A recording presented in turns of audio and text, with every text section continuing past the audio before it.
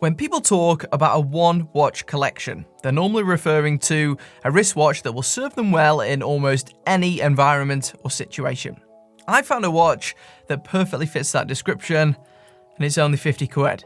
Stay tuned, because this is awesome. A few weeks ago, I covered an exceptionally good Casio, which was credited as possibly the best £50 watch around.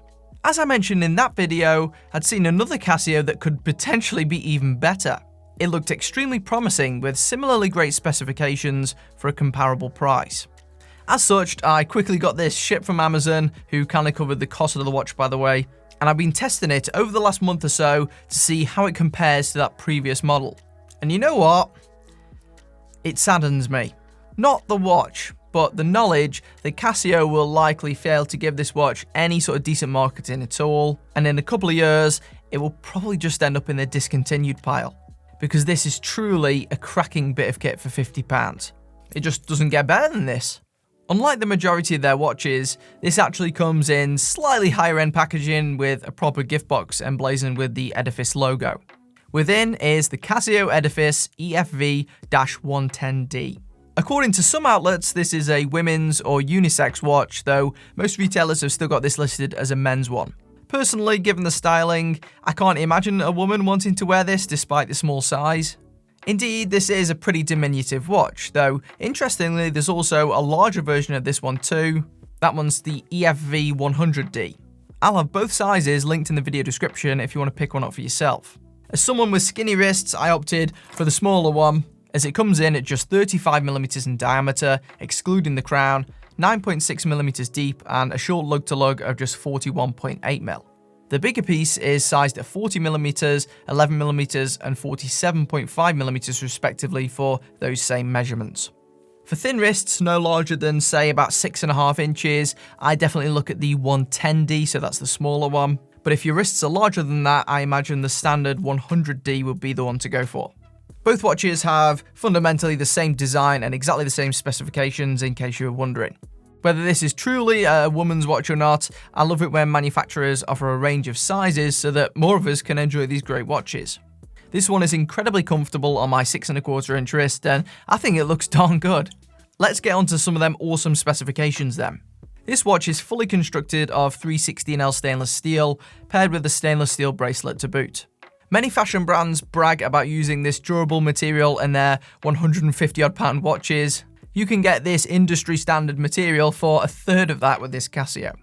I must say, the finishing here is definitely the best I've seen in a watch at this price point too. Possibly the best in any watch I've reviewed for under £100. The design is quite intricate with interlaced brushed and polished finishes, creating a sweeping design reminiscent of the Seiko Saab line. In fact, when combined with the sharp angular crown guards, the side profile reminds me of some sort of starfighter from Star Wars, which is super cool. I think it looks both sleek and aggressive at the same time. This is the type of case you'd normally find on a £150 to £200 watch. I've seen so much worse for so much more money elsewhere. With the glossy bezel too, this definitely has hints of Rolex Explorer about it. But here's a question. How often do you find a screw-down crown or a screw-down caseback on a £50 watch? The answer is almost never. Remarkably, the Casio EFV-110D has got both. While the crown could definitely do with some extra grip, it is signed with the Edifice logo and is very well protected thanks to the guards, and of course forms a great seal from liquids. Combined with a simple but effective caseback, you get an advertised 100 meters of water resistance when in place. At the time of making this review, I've showered in this watch multiple times and had no issues at all, though this watch should easily handle more demanding activities like swimming or snorkeling without a hitch. This makes it all the more practical and reliable, meaning I can wear this watch with complete peace of mind. There are a few watches around or below this price point that offer similar water performance, though several of those sacrifice things such as materials and finishing. With this Edifice, neither corner is cut. For most people, 100 meters is all you'll ever really need. Aesthetically, you get a fairly sporty look with a dark grey, near black dial with a subtle sunburst effect that looks more premium than you might expect. You can't see it too much indoors, but outside it really comes into its own. There are other colour variants available too, though this one is my pick. The applied indices at each hour also look gorgeous and are surprisingly sharp when you analyse them closely. As you rotate the watch, they also play with the light very nicely thanks to their glossy beveled edges, and the white lume within really fits the overall colourway. At the 3 o'clock position, one of the hour markers is cut away to reveal the white date window. Thankfully, this also fits in seamlessly and arguably looks better than a black date wheel would despite the dark dial. Its height and width closely match the other markers, allowing it to slide in there unnoticed. If you look closely, you'll also notice some microscopic engraved rings around the chapter ring. While on this smaller model they are barely visible, it gives another indication of how much effort has clearly gone into this watch. The little extra touches haven't been forgotten. The logo is inked in the regular position. While I don't mind how this looks, I think a single line of text with the image would probably look better. I feel like the handset is also another good choice. The glossy faceted hands match exquisitely with the polished bezel and indices, resulting in a very consistent look. I'm not normally a fan of arrow hour hands, but this one's implementation and sizing is just so good that I love it. It contributes to the watch being extremely legible despite the small size and gives a sporty vibe without going over the top. The addition of yellow text and a yellow tipped second hand prevents this watch from looking too generic and boring. This is an extended arrow hand with a rather long point that precisely indicates each second as it ticks along. Once more, this hand is lumed, and overall, the luminescence is reasonable, with that on the hands outperforming that present on the markers. I seem to be on a streak with these Casios, as once again this unit is very well aligned, with the second hand consistently hitting every indicator as it moves its way around the face. Inside is a similar sort of quartz movement to that in the Sapphire watch I reviewed recently, and again it seems to be very consistent with very little recoil or variance per tick, which is great. According to the brand, the battery within will last about 3 years, which is respectable.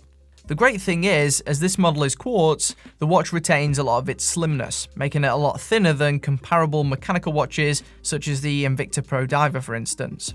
When combined with the 87-gram weight, it's definitely the most comfortable sports watch I've ever owned.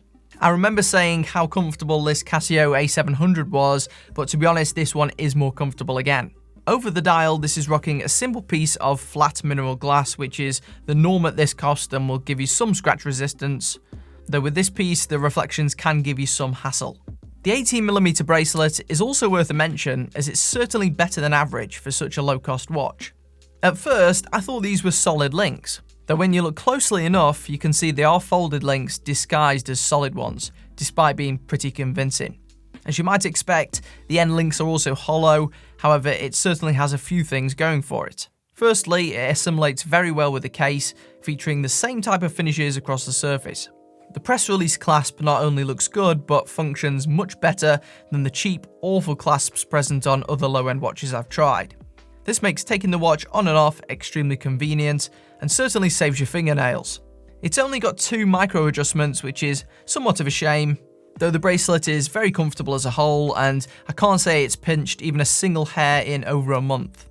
Flexibility extends all the way to the top of the bracelet, meaning it should accommodate even the smallest of wrists out there. While it's a little jangly, it's much better than the majority of rival offerings and absolutely wearable for most users.